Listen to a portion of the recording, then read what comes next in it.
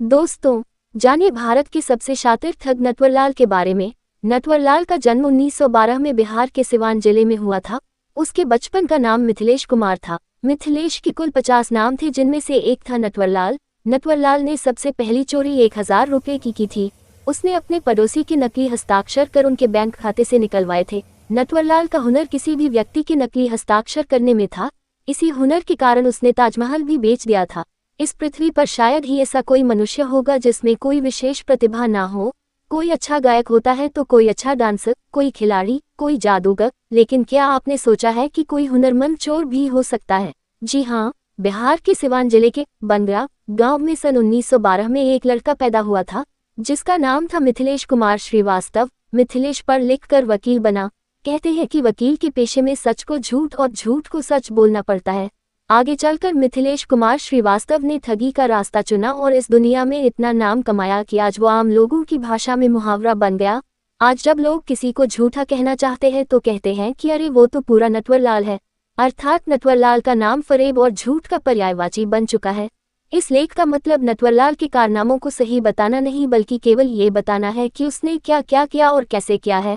आइए मिथिलेश उर्फ नटवरलाल के बारे में कुछ रोचक बातें जानते हैं। मिथिलेश कुमार के कुल 50 नाम थे, जिनमें से एक था नटवरलाल। नटवरलाल ने सबसे पहली चोरी 1000 रुपये की थी। उसने अपने पड़ोसी के नकली हस्ताक्षर कर उनके बैंक खाते से पैसे निकाले थे। नटवरलाल का हुनर किसी भी व्यक्ति के नकली हस्ताक्षर करने में था। एक बार उसके पड़ोस के गांव में उस समय के राष्ट्रपति डॉक्टर राजेंद्र प्रसाद आए हुए थे। नटवरलाल को डॉक्टर राजेंद्र प्रसाद से मिलने का मौका मिला। नटवरलाल ने उनके सामने भी अपने हुनर का प्रदर्शन किया और राष्ट्रपति के भी हूबहू हस्ताक्षर करके सबको हैरान कर दिया। नटवरलाल ने राष्ट्रपति से कहा कि यदि आप एक बार कहें तो मैं भारत के ऊपर विदेशियों का पूरा कर्ज चुका सकता हूं और वापस कर उन्हें भारत का कर्जदार बना सकता हूं। डॉक्टर राजेंद्र प्रसाद भी नटवरलाल की प्रतिभा से काफी प्रभावित हुए। नटवरलाल ने उन्हें कहा कि तुम बहुत प्रतिभावान हो, इसका उपयोग सकारात्मक कामों में करो और नौकरी दिलाने के लिए साथ चलने को कहा। लेकिन नटवर को यह ऑफर पसंद नहीं आया, वह क्योंकि उसके पास तो जादुई चिराग था, राष्ट्रपति के हस्ताक्षर। बस यहीं से नटवरलाल के बड़े कारनामों का सिलसिला शुरू हुआ। ऐसा कोई बचा नहीं जिसे नटवरलाल ने ठगा नहीं। नटवर 1970-90 तक ठगी में सक्रिय रहा और वेशभूषा और नाम बदलने में खूब माहिर था। उसने करोड़ों रुपए के लिए सैकड़ों लोगों को धोखा दिया था। इनमें टाटा और बिरला और धीरू अंबानी जैसे लोग भी शामिल थे। वह इन उद्योगपतियों से समाजसेवी बनकर मिलता था और समाज के कार्यों के लिए बहुत मोटा चंदा लेता था और फिर गायब हो जाता था। नटवरलाल ने कई दुकानदारों को नकली चेक और ड्राफ्ट देकर भी लाखों रुपयों का चूना लगाया था। इतना ही नहीं, नटवरलाल ने राष्ट्रपति के फर्जी हस्ताक्षर करके एक बार देश के राष्ट्रपति भवन को, 2 बार लाल किला और 3 बार ताजमहल को भी बेच दिया था। हैरानी की बात है कि जब उसने संसद को बेचा था तब सारे सांसद वहीं उपस्थित थे। पुलिस को चकमा देने में माहिर, संसद इत्यादि बेचने के बाद नटवरलाल बहुत बड़ा अपराधी बन चुका था। उस पर 8 राज्यों में 100 से अधिक आपराधिक मामले दर्ज थे। वह अपने पूरे जीवनकाल में 9 बार पकड़ा गया था।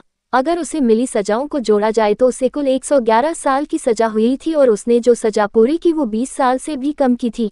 इसका कारण था उसका नाटकीय ढंग से भाग जाना। नटवरलाल जितने नाटकीय ढंग से पकड़ा जाता उससे भी ज्यादा नाटकीय तरीके से भागने में कामयाब हो जाता था।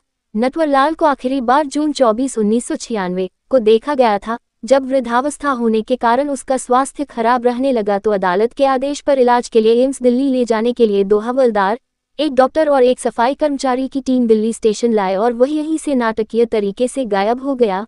इसके बाद किसी को उसके बारे में पता नहीं चला। आज तक चैनल ने नटवरलाल के ठगी के किस्से और कहानियों पर 2004 में एक लोकप्रिय साप्ताहिक अपराध आधारित टेलीविजन कार्यक्रम जुर्म भी प्रसारित किया गया था। बिहार के बंगरा गांव के लोग अपने आप को गौरवान्वित महसूस करते हैं और उन्होंने नटवरलाल के सम्मान में अपने गांव में जहां उसका घर था वहां पर उसकी एक मूर्ति लगा दी है। मृत्यु को भी धोखा दिया। वर्ष 2009 में जब उनके वकील ने कोर्ट से कहा कि क्यों ना अब नटवरलाल के ऊपर लंबित सभी 100 से ज्यादा मामलों को खत्म कर दिया जाए, क्योंकि 25 दिसंबर 2009 को नटवरलाल की मृत्यु हो चुकी है। इस पर नटवरलाल के भाई ने विरोध करते हुए कहा कि उनके ऊपर तो सभी केस 14 साल पहले ही खत्म कर दिए जाने चाहिए थे, क्योंकि उन्होंने खुद अपने भाई का अंतिम संस्कार 1996 में कर दिया था। अभी तक नटवरलाल की मृत्यु के बारे में कुछ भी निश्चित खबर नहीं है। इस प्रकार आपने पढ़ा कि एक आदमी इतना बड़ा धोखेबाज हो सकता है कि उसने मौत को भी धोखा दे दिया था। ऐसे ज्ञानवर्धक वीडियो देखने के लिए हमारे चैनल को सब्सक्राइब करें।